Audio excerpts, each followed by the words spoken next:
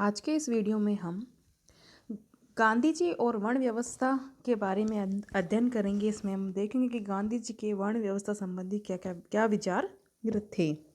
गांधी जी ने वर्ण शब्द की व्याख्या करते हुए कहा है, मनुष्य के धंधों का चुनाव का पूर्व निश्चय ही वर्ण है।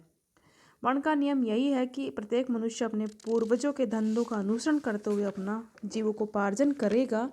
इसलिए वर्ण इस प्रकार से वंशानुक्रम का नियम है। गांधी जी ने लिखा है, पैतृक व्यवसायों पर आधारित वर्ण व्यवस्था में मुझे विश्वास है। 4 वर्ण 4 सार्वभौमिक व्यवसायों से जुड़े हैं: ज्ञान देना, असहायों की रक्षा करना, कृषि तथा व्यापार करना और शारीरिक श्रम द्वारा सेवाएं प्रदान करना। ये 4 व्यवसाय सारी मानव जाति के में समान रूप से विद्यमान है, परंतु हिंदू धर्म ने इन्हें हमारे अस्तित्व का नियम मानते हुए सामाजिक संबंधों और व्यवहार के नियमन के लिए इनका प्रयोग किया है। गांधी जी जिस वर्ण की व्याख्या करते हैं वह गीता की व्याख्या से मिलती जुलती है, जिसके अनुसार समाज में मनुष्य की स्थिति मनुष्य के गुणों और कर्मों पर आधारित है। गीता द्वारा वर्णाश्रम को स्पष्ट करते हुए गांधी जी ने कहा है कि यह सिद्धांतों को प्रतिपादित करती है और उनका व्यवहारिकता प्रदान करना आप पर छोड़ देती है। यह सही है कि गीता वर्ण को गुण और कर्म से मानती है, किंतु गुण और कर्म से जन्म से ही उपलब्ध होते हैं। भगवान कृष्ण कहते हैं कि मेरे ही द्वारा सभी वर्णों की सृष्टि हुई है। चतुर्थान्यम मया सृष्टियम का अर्थ यही होता है कि वे जन्म से नहीं माने जाते तो इनका कोई अर्थ नहीं है।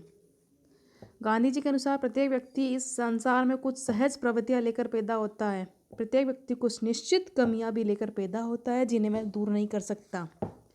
इन कमियों का सावधानी के साथ प्रेक्षण करने के फलस्वरूप ही वर्ण के नियम का प्रतिपादन किया गया। इसने कतिपय प्रवृत्तियों वाले कतिपय लोगों के लिए कुछ कार्य निश्चित कर दिए। लोगों की सहज कमियों को स्वीकार करते हुए भी वर्ण के नियम में ऊंच नीच का कोई भेद नहीं माना गया है, बल्कि इसने एक ओर तो प्रत्येक व्यक्ति को उसके परिश्रम का फल मिले इसकी गारंटी दी और दूसरी ओर से अपने पड़ोसियों पर दबाव डालने से रोका। गांधी जी ने लिखा है कि इस महान नियम को विकृत कर दिया गया, परंतु मुझे विश्वास है कि जब इस नियम के निहितार्थों को पूरी तरह समझकर इसे लागू किया जाएगा तभी आदर्श सामाजिक व्यवस्था विकसित हो सकेगी। गांधी जी ने जन्म को वर्ण की सदस्यता का आधार स्वीकार किया है। गांधी जी के अनुसार वर्ण व्यवस्था का आधार जन्म को माना जा सकता है तथा सामान्यतः व्यक्ति स्वेच्छा से वर्ण का परिवर्तन नहीं कर सकता, परंतु उनका यह भी कहना था कि वर्ण जन्म से प्राप्त हो जाता है, परंतु उसका संरक्षण उससे जुड़े दायित्वों के पालन के द्वारा ही संभव है। व्यक्ति जिस वर्ण में जन्म ले उस वर्ण के कर्तव्यों का निष्ठापूर्वक पालन करे।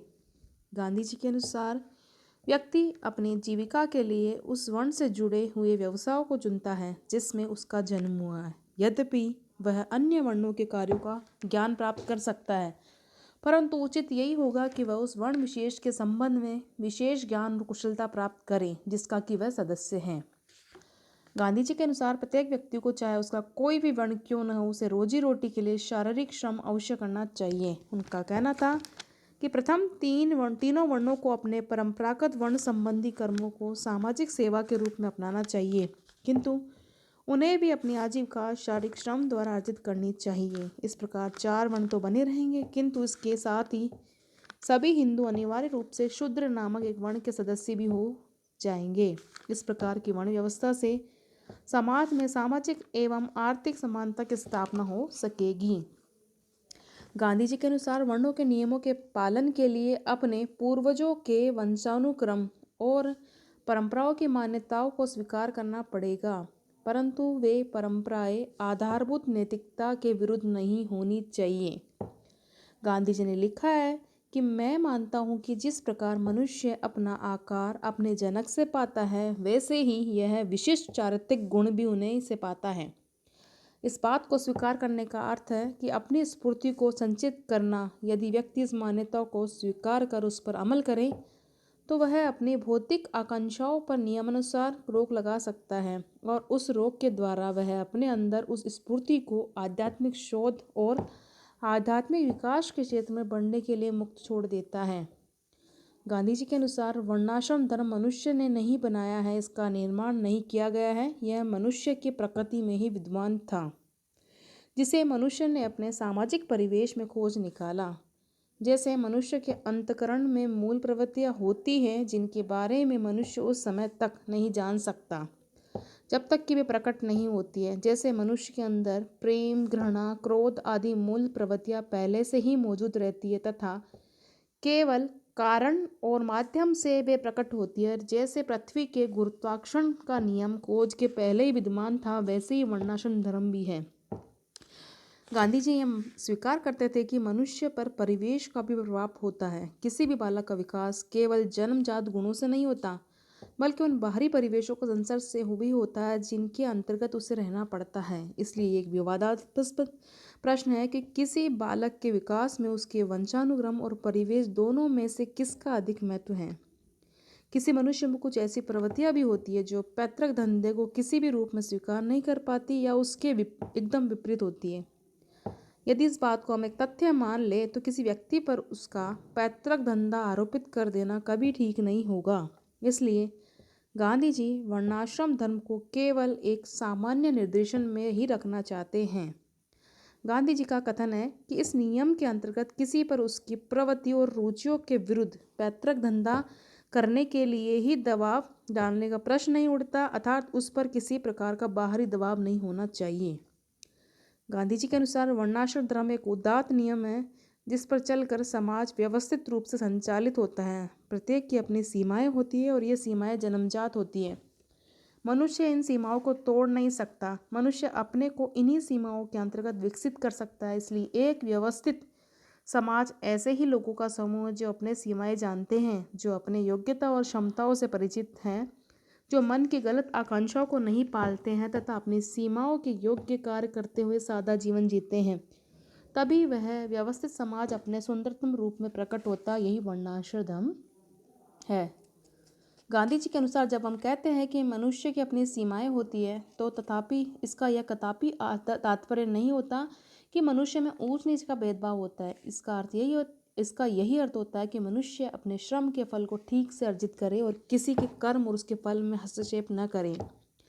इससे समाज एक चित्र के समान व्यवस्थित रहेगा। जातिवाद और वर्णाश्रम एक दूसरे के सर्वथा विपरीत और विरोधी हैं। गांधी जी का कथन है कि मेरी ये मान्यता है कि धरोहर के रूप में श्रेष्ठता या उच्चता नहीं प्राप्त हो सकती है। मैं तो अद्वैत सिद्धांत को बुनियादी दर्शन के रूप में स्वीकार करता हूँ और अद्वैत की मेरी व्यवस्था किसी भी अवस्था में किसी भी रूप में श्रेष्ठता या उच्चता के विचार को स्वीकार नहीं कर सकती।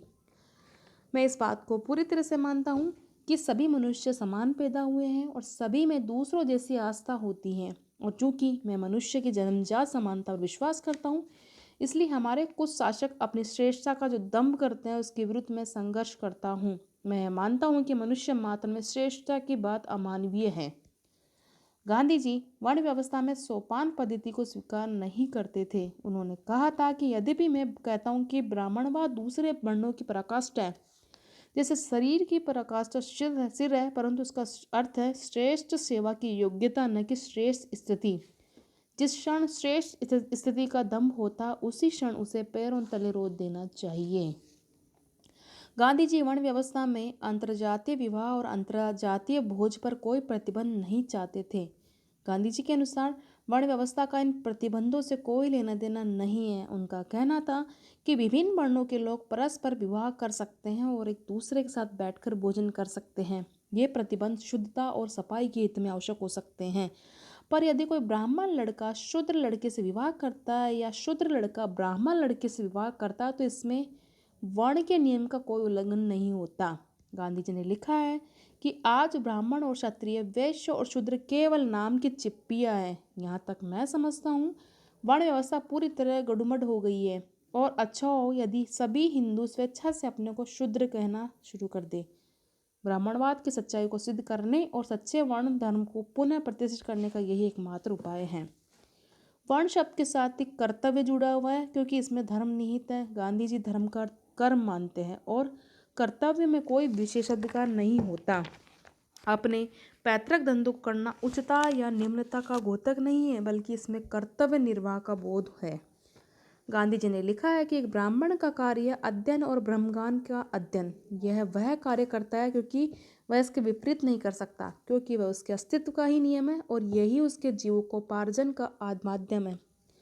किंतु उसे यह ईश्वर की देन मानकर स्वीकार करता है। गांधी जी के अनुसार पैतृक धंधों को केवल इसलिए नहीं किया जाता है कि जीवोपार्जन के लिए कोई धंधा करना है, बल्कि इसलिए किया जाता है कि वह उसका पुनीत कर्तव्य है। किसी व्यक्ति के ब्राह्मण कुल में पैदा होने से ही उसे ब्राह्मणत्व प्राप्त नहीं हो सकता। गांधी जी ने लिखा है, ब्राह्मण कुल में जन्मे व्यक्ति को ब्राह्मण कहा जाए, किंतु यदि वह उम्र के साथ साथ ब्राह्मणत्व के गुणों को परिचय नहीं दे पाता तो उसे ब्राह्मण नहीं कहा जा सकता, उसे ब्राह्मणत्व से गिरा हुआ माना जाएगा। इसके विपरीत यदि कोई जन्म से ब्राह्मण न होते हुए भी ब्राह्मण के गुण का परिचय देता है तो उसे ब्राह्मण माना जाएगा, यदि वह स्वयं उसके बल को अस्वीकार कर देगा। गांधी जी के अनुसार यदि कोई अपनी योग्यता से कुछ ऐसे गुणों का परिचय देता है जो जन्म से उसे प्राप्त नहीं है, तो ऐसा व्यक्ति कभी भी भौतिक सुखों के लिए या दूसरों के धंधों पर पैर रख कर चढ़ने के लिए उसका दुरुपयोग नहीं करेगा। गांधी जी ने लिखा है कि यदि मेरे पिता एक व्यापारी हैं और मैं एक सैनिक के गुणों का परिचय देता हूँ, तो मैं बिना किसी पुरस्कार के एक सैनिक के रूप में अपने देश की सेवा कर सकता हूँ, किंतु व्यापार द्वारा जीविकोपार्जन में ही मुझे संतोष करना चाहिए। गांधी जी के अनुसार जब हिंदू अज्ञान के शिकार थे, तब वर्ण व्यवस्था के दुरुपयोग के फलस्वरूप असंख्य जातियां उत्पन्न हो गई और अंतर्जातीय विवाहों तथा अंतर्जातीय भोजों को लेकर अनावश्यक और हानिकारक प्रतिबंध लगा दिए गए। इस प्रकार गांधी जी ने जाति व्यवस्था को वर्ण व्यवस्था की विकृत अवस्था से उत्पन्न एक दोषपूर्ण संस्था माना है। गांधी जी ने जाति प्रथा की आलोचना करते हुए लिखा है कि मैं आज के अर्थ में जात पात को नहीं मानता, यह अनावश्यक है और प्रगति के लिए बाधक है। मैं मनुष्यों के बीच असमानताओं में विश्वास नहीं करता हूँ, हम सब बिल्कुल बराबर हैं। एक व्यक्ति का स्वयं को दूसरे से श्रेष्ठ समझना ईश्वर और मानव के प्रति पाप है। अतः जाति प्रथा जो ऊंच नीच का भेद करती है एक बुराई है। गांधी जी के अनुसार मूल वर्ण व्यवस्था वर्तमान जाति प्रथा के दोषों से मुक्त है। मूल वर्ण व्यवस्था व्यवसाय के आधार पर व्यक्तियों में ऊंच नीच नहीं मानती है। अपने युद्ध रूप में वर्ण व्यवस्था सामाजिक असमानता के विरोधी है। गांधी जी ने आश्रम व्यवस्था को वर्ण व्यवस्था की सहायक मानते हैं। गांधी जी के अनुसार आश्रम व्यवस्था ब्रह्मचर्य, गृहस्थ, वानप्रस्थ, संन्यास नामक आश्रमों के माध्यम से धर्म, अर्थ, काम एवं मोक्ष के चारों पुरुषार्थों की सिद्धि पर बल देती है। वर्ण व्यवस्था भी इन चारों पुरुषार्थों को स्वीकार करती है और उनकी प्राप्ति में भी सहायक है। गांधी जी के अनुसार जब वर्ण व्यवस्था या आश्रम व्यवस्था जुड़ जाती तब वह अधिक उपयोगी बन जाती है।